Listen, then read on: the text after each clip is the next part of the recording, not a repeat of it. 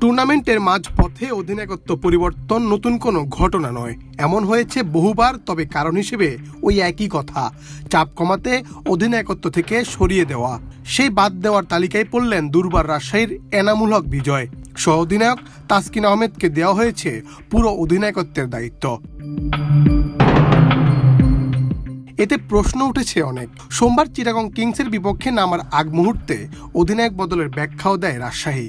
গণমাধ্যমে পাঠানো বিজ্ঞপ্তিতে রাজশাহীর পক্ষ থেকে বলা হয়, বিজয়ের পরিবর্তে দলকে নেতৃত্ব দিবেন তাসকিন।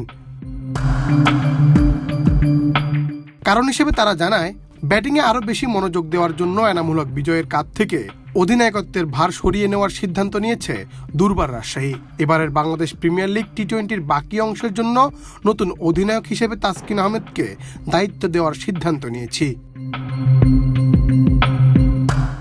রোববার খুলনা টাইগার্সের বিপক্ষে দারুণ সেঞ্চুরি করেও দলকে শেষ পর্যন্ত ম্যাচ জেতাতে পারেননি বিজয়।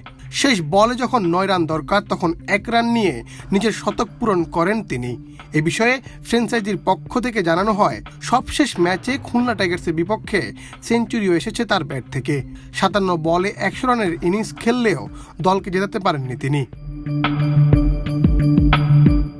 ওই ম্যাচের পর পুরস্কার বিতরণী অনুষ্ঠানে এনামুলকে রুদ্ধশ্বাস ম্যাচে দলকে জেতাতে না পারায় আবেগে ভেঙে পড়তে দেখা যায়। দুর্বার রাজশাহীর ম্যানেজমেন্ট সিদ্ধান্ত নিয়েছে, অধিনায়কের ভার থেকে মুক্ত হয়ে তিনি ব্যাটিংয়ে মনোযোগী হন।